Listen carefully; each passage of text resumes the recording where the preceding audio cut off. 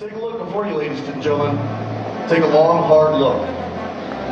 What you see sitting before you is representative of the noblest strata of our society. These new military police soldiers and their trainers are America's 21st century guardians of freedom.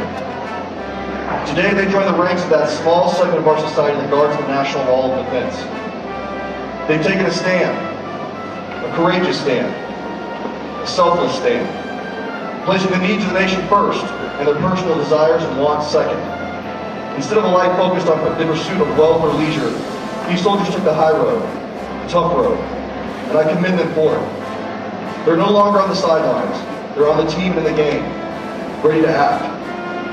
For my money, there are two kinds of people who walk the earth, those of action and all others. What sits before you today are those of action. And I'm not talking about a random, haphazard sort of action. I'm talking about a deliberate, measured, and required very intense action. And they're ready to act. They will act to ensure good order and safety on our installations, both at home and abroad. They will act around the world to ensure peace, stability, and a brighter future for generations yet to come. They've made this commitment voluntarily, knowing the risks involved. And they're ready. Their character alone stands as a testament to their resolve. To stick it out at a time when so many in our society look daily for a reason to quit says a great deal about a person's heart, the support he or she has from their family, and their ability to see the larger picture. As they can attest, anyone can start, but not everyone has the heart to finish. Not one soldier sitting before you really wants to go into harm's way and risk it all, but their moral clarity won't allow them to sit back and allow someone else to provide the blanket of freedom that we here today cherish and so many others take for granted. You're looking at the newest members of that elite band known as the Military Police Corps. Today, your loved one joins that same fraternity that defended the American Embassy in Saigon during the Tet Offensive of 1968. The same fraternity as the members of Raven 4-2, who in Solomon Pack, Iraq, placed themselves directly in harm's way to defend an unarmed supply convoy. The same fraternity that to this very day is patrolling the villages and mountains of Afghanistan so that we may enjoy the fruits of our liberty and the security earned through the bloodshed of our predecessors. When policymakers finish talking, when debate has ceased, negotiations have failed, and orders are given, it becomes the mission of the soldiers before you to execute national policy. These soldiers are the substance of any policy undertaken deemed important enough to send our most precious resource into harm's way. Absolute proof positive that the United States means business when their boots hit the ground. The reasons for enlisting in the Army are varied and often deeply personal, but it's what truly makes them the best and the brightest we have in this country. I'm not saying that to be nice. I'm saying it because I fervently believe it. The best and the brightest are not necessarily on campus or in a corporate boardroom right now. The best and the brightest are soldiers here today. Soldiers, don't ever think for 1 minute that your peers who took a different path, maybe went to college, joined the workforce, or are still hanging out back home right where you left them, have anything on you. You're privileged to have the one advantage they all covet. You will know, you will have the facts about the goings-on in Afghanistan, the Philippines, the Horn of Africa, the Balkans, and many other places. You'll not just sit back and hear about these places, people, or issues through your TV or the internet. Instead, you'll see them, you'll meet the people, share their culture, and above all, make a difference. You'll have a profound impact on the lives of those living halfway around the world, also that your friends and family back home may go to sleep at night under a blanket of freedom. A blanket of freedom provided by soldiers just like you. I know that these complimentary words may come as a surprise to some of you because we tried to be hard on you.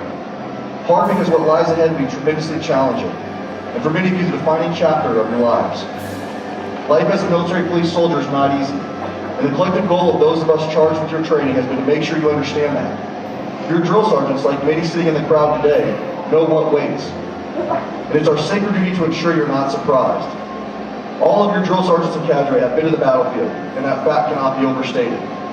They've put into action what they've taught you. They've moved under fire, they've seen the enemy up close, and they know that this endeavor is deadly serious.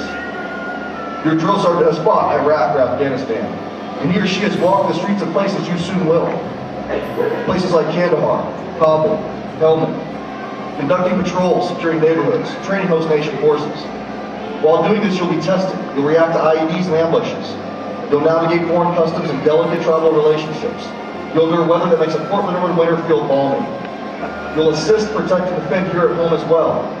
When others are at home with their families, you will be on duty. ready to respond at a moment's notice, sacrificing when others will not. This is why our duty demanded that your training present a challenge. It's why you did all those push-ups and will do thousands more. It's why you ran all those miles and will run many more. It's why you fired hundreds of rounds while you ran, hit the ground, and kept going. It's why with all the blisters and pain you marched and marched with no end in sight. It's why you can take that rifle apart and reassemble it in the dark. It's why your parents can see a change in you simply by the way you stand.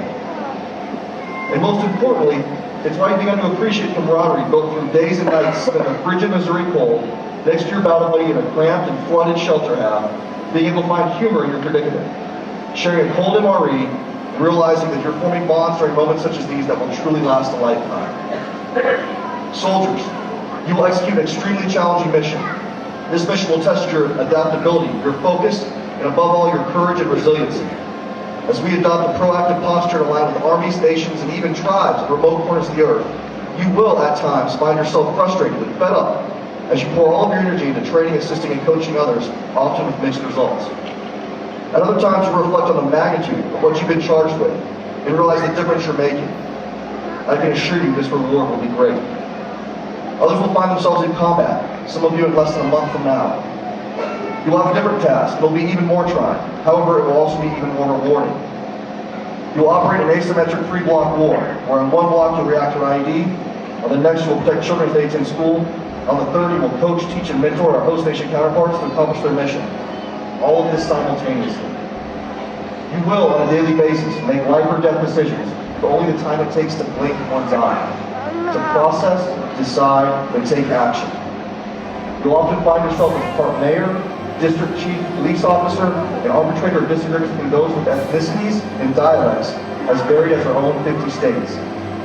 You'll personify daily the euphemism of a strategic corporal, as the decision you make under duress, with little time for reflection or thought, may quite literally impact the actions of policy custodians in our nation's capital.